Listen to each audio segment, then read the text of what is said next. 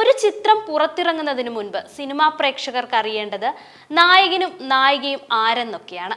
എന്നാൽ മഞ്ഞുമല്ലെ പിള്ളേരെയും കൊണ്ട് നാട് ചുറ്റാൻ കൊടൈക്കനാലിന്റെ മൂടൽ മഞ്ഞിലേക്ക് പറന്ന ക്വാളിസും ഇരുട്ടിലും വെളിച്ചത്തിലും ബംഗളൂരുവിനെ കിടുകിടാ വിറപ്പിച്ച് പാഞ്ഞെത്തുന്ന രംഗണ്ണന്റെ ക്വാളിസും മലയാളിയുടെ സിനിമാ കാഴ്ചകളിൽ നിന്ന് ഗിയർ മാറ്റി കുതിച്ച് ഹൃദയങ്ങളിലേക്കാണ് ലാൻഡ് ചെയ്തിരിക്കുന്നത്.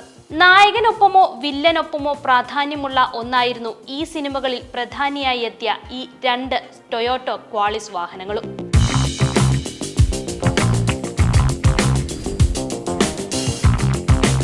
തിരയിൽ അരങ്ങേറുന്ന കഥയാണ് സിനിമ.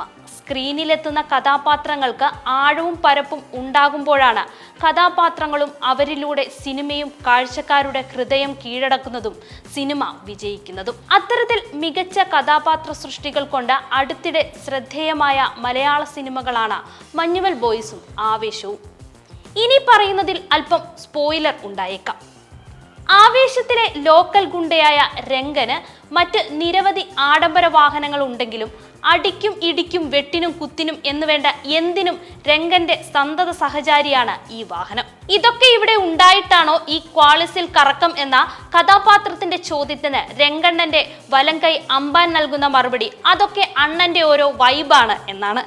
എന്നാൽ ഒരു കാര്യം പറയട്ടെ, രംഗണ്ണന്റെ ഉറ്റത്തോഴൻ അമ്പാനല്ല, തന്റെ പ്രിയപ്പെട്ട ക്വാളിസ് തന്നെയാണ്.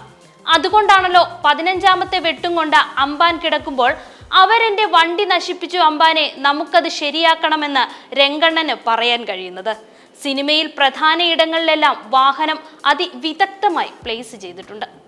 മഞ്ഞുമൽ ബോയ്സിലാകട്ടെ വാഹനത്തിന്റെ പ്രാധാന്യം കഥാഗതിക്കനുസരിച്ച് പതിയെ കനം വെക്കുകയാണ്. കൊടൈക്കനാലിന്റെ ശീതളിമയിലേക്ക് ഊളിയിടുന്ന വാഹനത്തെ മഞ്ഞുമൽ ബോയ്സ് ഒട്ടും വില നൽകിയിരുന്നില്ല. അവർക്ക് ഒരു സഞ്ചരിക്കുന്ന ബാർ മാത്രമായിരുന്നു ആ വാഹനം. അടിമുടി അലങ്കോലപ്പെടുത്തിയും ഛർദിച്ചും ഒരു വാഹനത്തെ എങ്ങനെയൊക്കെ ദ്രോഹിക്കാമോ അതെല്ലാം ചെയ്തു അവർ.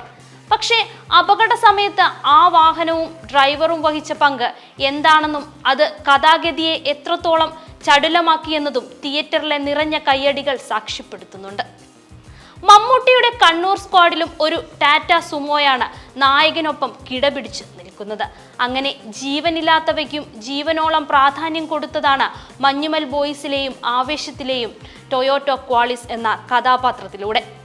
ഒരു ഇടവേളയ്ക്ക് ശേഷം വീണ്ടും വാഹനപ്രേമികൾക്ക് ക്വാളിസ് ഒരു ആവേശമായി മാറുകയാണ് ചിത്രങ്ങളിലൂടെ.